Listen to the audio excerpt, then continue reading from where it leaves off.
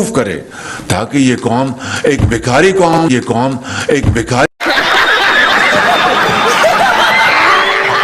कौम रहेगा।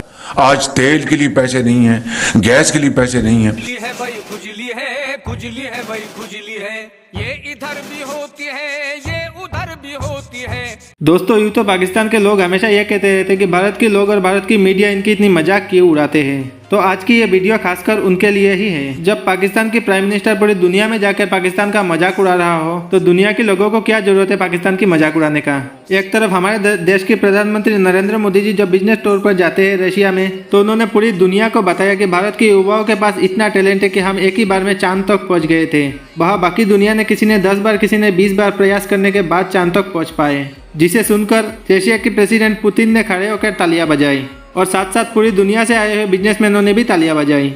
वैसे पाकिस्तानियों के पास भी बहुत ज़्यादा टैलेंट है, जिसे लेकर पाकिस्तान की पीएम टर्की गया था बिजनेस मीटिंग के लिए, और वहां जाकर बंदे ने अपनी पूरी टैलेंट टर्की के लोगों को दिखा दिया। वहां पर बिजनेस मीटिंग में बंदे ने सिर्फ कश्मीर और इंडिया के बारे में ही बात करता रहा और बाकी के समय में अर्दोगान आप हमारे भाई और रिश्तेदारी करने में और मक्खन मारने में ही गुजार दिया। और जब वो टर्की से लौटकर पाकिस्तान आया और पाकिस्तान में बिजनेसमैन लोगों के साथ मीटिंग कर रहा था, तब उसने पाकिस्तान के लोगों को ही भिखारी कौम और भीख मांगे तक कह दिया, जिसे सुनकर वहाँ पर बैठे फॉरेनर लोगों ने भी तालियां बजाई और खूब हंसी। तो आइए देखते हैं पूरा वीडियो। और अगर आप इंडिया से हो तो कमेंट करके जरूर बताना मुझे, और अगर आपको वीडियो पसंद आए तो एक लाइक जरूर कर देना। मैं मिलता हूँ आप लोगों को नेक्स्ट वीडियो में, तब तक के लिए धन्यवाद। और हाँ, मेरा नेक्स्ट वीडियो कटोरा शरीफ पर आने वाला है, तो उसको तो मिस मत करना। चलो भाई, देखो अब मैं क्या करता हूँ। भारत दुनिया के पुरातन देशों में से एक है। 5000 साल पुराना बंदर अगर कहीं देखना है, सी पोर्ट देखना है, तो हिंदुस्तान में है। 5000 साल पुरानी नगर रचना की जगह देखना है, प्लान अर्बन डेवलपमेंट देखना है, तो हिंदुस्तान में है। विश्व की पुरातन संस्कृति को जानना समझना है तो हिंदुस्तान में है। और हम टूरिज्म को बढ़ावा देना चाहते हैं, हॉस्पिटैलिटी इंडस्ट्री को बढ़ावा देना चाहते हैं, सर्विस सेक्टर के लिए हम इसको बढ़ावा देना चाहते हो। Our opportunities. Our two nations have stood by each other in times of need and on issues of core interest. In particular, the people of Pakistan deeply appreciate Your Excellency's steadfast support on the Jammu and Kashmir dispute.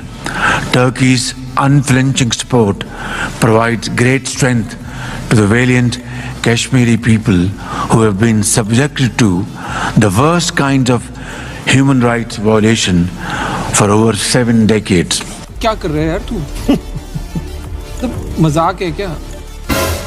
और जब मैं Russia की धरती पर हूं, तब Bollywood Russia के घर घर में फेमस है। राज कपूर को तो शायद रशिया में कोई ऐसा नहीं होगा, नई पीढ़ी का भी ऐसा नहीं होगा जो भारत की बॉलीवुड की फिल्मों को नहीं जानता होगा।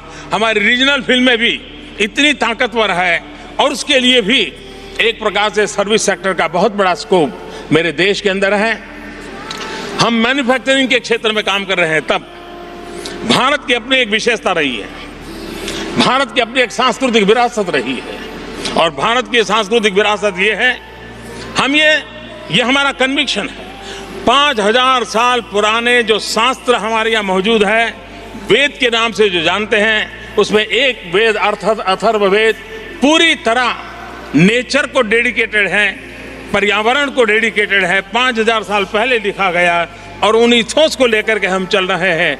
और इसलिए पर्यावरण की रक्षा हम ये मान करके चलते हैं, exploitation of the nature is a crime, कि वाइब्रेंट जुडिशियल सिस्टम ये अपने आप में उसकी एक बहुत बड़ी गारंटी है। और भारत में अंग्रेजी भाषा का भी सहज उपयोग होने के कारण कानूनों का इंटरप्रिटेशन करने के लिए दुनिया को कोई दिक्कत नहीं आती है। बड़ी सरलता से हमारी कानून व्यवस्था को विश्व का कोई भी व्यक्ति आसानी से समझ पाता है, वो उसका मीनिंग निकाल सकता है, वो अपने आप भी सोच करके डिसीजन ले सकता है। और इस वाइब्रेंट जुडिशियल सिस्टम के कारण हमारे यहाँ फॉरेन इन्वेस्टर्स के लिए एक सिक्योरिटी की गारंटी अपने आप अंतर्निहित होती है, और मैं मानता हूं कि इसको भी बल मिलेगा। I apprised His Excellency Brother President Tayyip Erdogan of the threat that Indian action posed to regional peace and stability, including its attempts to change the demographic composition of the occupied territory of Jammu and Kashmir. Pakistan will not abandon its quest for peace, but we are convinced that durable peace in South Asia can only be achieved if the long-standing Jammu and Kashmir dispute is resolved in accordance with the UN Security Council resolutions and the wishes of the Kashmiri people. For its part, Pakistan has always strongly supported the cause of our Turkish Cypriot brethren. हमारा आने वाले दिनों में new India का सपना लेकर के हम चल रहे हैं, और जब हम न्यू इंडिया का सपना लेकर के चल रहे हैं तब हम हमारे इंफ्रास्ट्रक्चर को अपग्रेडेड करना चाहते हैं। आप कल्पना कर सकते हैं कि जिस देश की पॉपुलेशन 1.25 बिलियन हो, दुनिया की नजरों में ये एक मार्केट भी है, लेकिन एट द सेम टाइम हम एक ऐसे देश हैं जिसके पास 800 मिलियन 35 से नीचे की उम्र के नौजवान हैं। हिंदुस्तान आज एक युवा देश है। मैं सऊदी अरब से होके आया हूँ, मैं यूएई के होके, अभी मैं तुर्की होके आया हूँ, और मैंने उन भाइयों को कहा कि आप हमारे बड़े अजीम भाई हैं, हमेशा आपने हमारी मदद की। और मैंने यही कहा, जब मैं आया हूँ तो आप समझेंगे शायद ये मांगने आया है, मैं मांगने नहीं आया लेकिन मजबूरी है। मैं आया हूँ तो आप समझेंगे शायद ये मांगने आया है, मैं मांगने नहीं आया लेकिन मजबूरी है। हमारा जिस तरह माजी में 75 साल में आपने हमारा हाथ बटाया है, कुछ अर्सा आप हाथ बटा दें तो मैंने कहा मैं वादा करता हूँ कि इंशाअल्लाह हम पूरी कौम हम मिलकर दिन रात मेहनत करेंगे, पसीना गराएंगे, अपने पांव पे खड़े होंगे इंशाअल्लाह जरूर।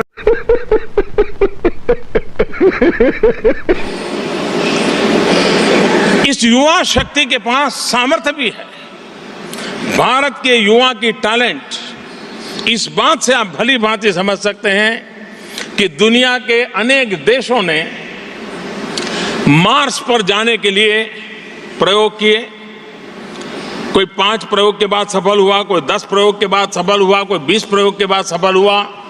हिंदुस्तान अकेला देश ऐसा है जो पहले ही ट्रायल में मार्स पर पहुंचने में सफल हुआ।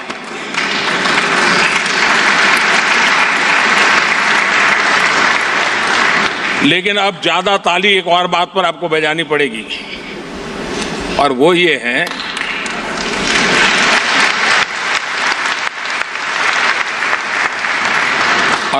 है कि हॉलीवुड की जो फिल्म बनाने का खर्चा होता है उससे भी कम खर्चे में हम मार्स पर पहुंच पाए हैं। ये मेरे देश के युवा की टैलेंट है। होंगे इंशाअल्लाह ताला। 90 की दहाई में आप देखें हमारा जो रुपए की कदर थी वो हिंदुस्तान से बेहतर थी, और फिर आपने उनको दिखाया कि किस तरह इकोनॉमी को मॉडर्न लाइंस पे इस्तेमाल करना है। पाकिस्तान के अंदर पाकिस्तान की इकोनॉमी को लिबरलाइज किया गया और फिर हिंदुस्तान ने उसको कॉपी किया। बोलने दे, तकलीफ हुआ है बेचारे को, बोल। हाँ। आज कोई कंपैरिजन नहीं है। मैं सिर्फ ये कह रहा हूं कि देहात जो आज भी पाकिस्तान की 65% पॉपुलेशन वहां पर है मिनिमम, उसको आपने अपना वहां पर तरक्की देनी है, पाकिस्तान की तरक्की करनी है, और देहात को भी आपने उस सफ में शामिल करना है जो कि एक तरक्की याफ्ता पाकिस्तान का हिस्सा है। अगर तुम्हारी बात झूठ निकली ना तो पिस्तौल हमारी, जान तुम्हारी। Human resource development, skill development, ये हमारी प्राथमिकता है। स्किल इंडिया, और हम उस न्यू इंडिया की ओर देखते हैं जहां मैं जॉब सीकर तैयार करना नहीं चाहता हूं, मैं ऐसी पीढ़ी तैयार करना चाहता हूं जो जॉब क्रिएटर हो। मैं ऐसे नौजवानों की फोर्स तैयार करना चाहता हूं जो दुनिया की जो रिक्वायरमेंट है उस रिक्वायरमेंट को पूर्ण करने वाले सामर्थ्य के साथ मेरे देश के नौजवान उस प्रकार से उनका डेवलप। और मैं इसलिए विश्व के स्किल डेवलपमेंट क्षेत्र में काम करने वाले, ह्यूमन रिसोर्स डेवलपमेंट क्षेत्र में काम करने वाले उन सबको निमंत्रित देता हूं कि आइए 800 मिलियन 35 से नीचे की उम्र का यूथ जो ग्लोबल रिक्वायरमेंट को पूरा करने की पूरी सामर्थ्य रखता है, और भारत की पहचान आईटी के कारण है, लेकिन आईटी से भी ज्यादा अनेक क्षेत्रों में भारत का नौजवान आज विश्व को बहुत कुछ दे सकता है, और मैं इसके लिए भी मैं आप सबको निमंत्रण देता हूं। वो तभी होगा कि आप वहाँ पर मौजूद होंगे, हमारे बच्चे और बच्चियाँ वहाँ पर बहुत आला तालीम हासिल करेंगी। अब मैं मिसाल दे रहा हूँ, प्लीज़ डोंट टेक इट और मिसकंस्ट्रू इट, प्रूव करे ताकि ये कौम एक भिखारी कौम, ताकि ये कौम एक भिखारी कौम, ये कौम एक भिखारी कौम रहेगा। आज तेल के लिए पैसे नहीं हैं, गैस के लिए पैसे नहीं हैं।